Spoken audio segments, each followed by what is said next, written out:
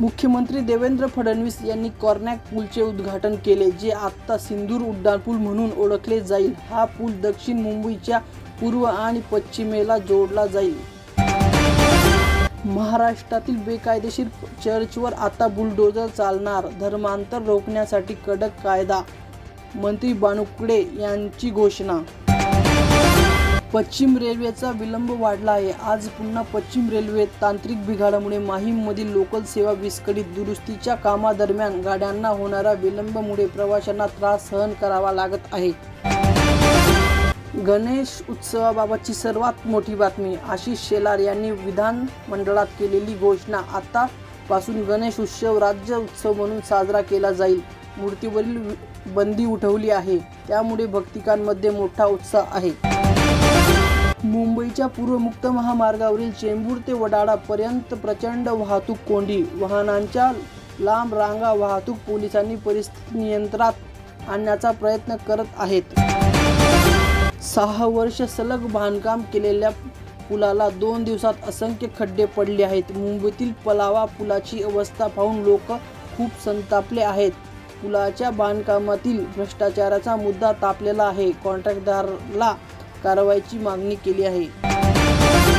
चित्रपट उद्योग ईडीच्या रडारवर, बेटिंग ॲप प्रचार करणाऱ्या 29 सेलिब्रिटींविरुद्ध गुन्हा दाखल। प्रकाश राज, विजय देवरकोंडा आणि राणा दगुपती सारख्या मोठ्या अभिनेत्यांसह।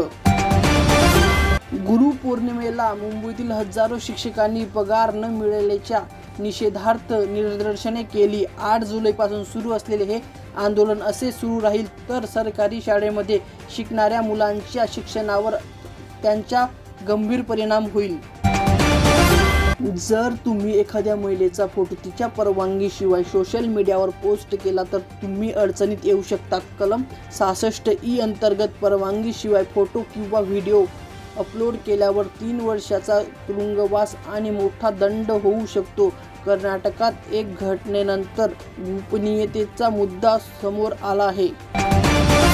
महाराष्ट्र सरकार आज सार्वजनिक सुरक्षा विधेयक सादर करणार आहे। हे विधेयक मंजूर झाल्यानंतर राज्यात सुरक्षेला धोका निर्माण करणाऱ्या संघटनांना बेकायदेशीर घोषित करणे आणि घुसखोरीवर थेट कारवाई करणे शक्य होईल। प्रशासनाची कडक कारवाईनंतरही लोकांचा निष्काळजीपणा सुरूच। धबधब्याला अचानक आलेल्या मोठ्या पुरामुळे लोक बुडू लागले। महाराष्ट्रातील नंदुरबार जिल्ह्यातील बचाव कार्याचा धोकादायक व्हिडिओ व्हायरल। ठाण्यातील एक शाळेत मासिक पाळीच्या वेळी शौचालयात राहिलेल्या डागामुळे सर्व विद्यार्थिनींना परीक्षेसाठी कपडे काढावे लागले। या घृणास्पद कृत्याबद्दल शिक्षक आणि मुख्याध्यापकासह 8 जणांविरुद्ध गुन्हा दाखल। कुटुंबियांनी तीव्र संताप दाखवला। शिवसेना पक्ष आणि निवडणूक चिन्हावर 14 तारखेला सर्वोच्च न्यायालयात सुनावणी होणार आहे। 1.5 वर्षापासून प्रलंबित असलेल्या या प्रकरणाकडे सर्व राज्याचे लक्ष आहे। धनुष्यबाण कोणाला मिळणार हे न्यायालयाच्या निर्णयावर ठरले जाईल। ठाकरे बंधूंच्या एकतेवर प्रश्न उपस्थित असताना संजय राऊत यांचे विधान आले। हे म्हणाले की मी असे म्हटले नाही की दोघे एकत्र आले आहेत, परंतु जर जनतेची इच्छा असेल तर एकत्र येऊ शकतात। मग आपल्याला भारतीय गठबंधन आणि महाविकास आघाडीची गरज नाही।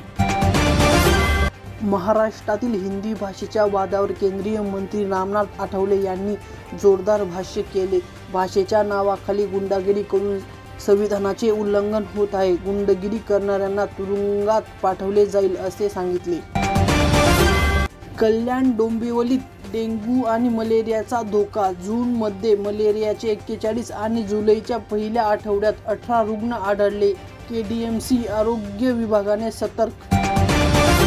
पुण्यातील कर्तव्यावर असताना रस्त्यावर हृदयविकाराच्या झटक्याने एक वाहतूक पोलिसाचा मृत्यू झाला। मृत पोलीस कर्मचाऱ्याचे नाव धनंजय भारत वनवे असल्याचे सांगण्यात येत आहे। या घटनेने पोलिसाच्या कर्तव्यादरम्यान वाढत्या तणावावरही प्रकाश टाकला। लातूरच्या अहमदपूरमध्ये लिव्हिंग सर्टिफिकेट मागितल्याबद्दल शिक्षक आणि मुख्याध्यापकांनी एका विद्यार्थ्याला बेदम मारहाण केली. दुसऱ्या महाविद्यालयात विद्यार्थ्याच्या प्रवेशामुळे शिक्षक संतापले. शिक्षण व्यवस्थेवर प्रश्नचिन्ह उपस्थित. मुंबईत सोन्या चांदीच्या किमतीत बदल. 10 ग्रॅम 22 कॅरेट सोन्याची किंमत 90,200 वर पोहोचली तर चांदीची किंमत 1,09,900 प्रति किलोग्रामवर पोहोचली. पुण्यातील हिंजवडी येथील धक्कादायक घटना. रबडीमध्ये गर्भपाताची गोळी मिसळून गर्भवती मैत्रिणीला खायला दिली, नंतर लग्न करण्यास नकार दिला. आरोपी अभियंता आदर्श मिश्रा विरुद्ध गुन्हा दाखल.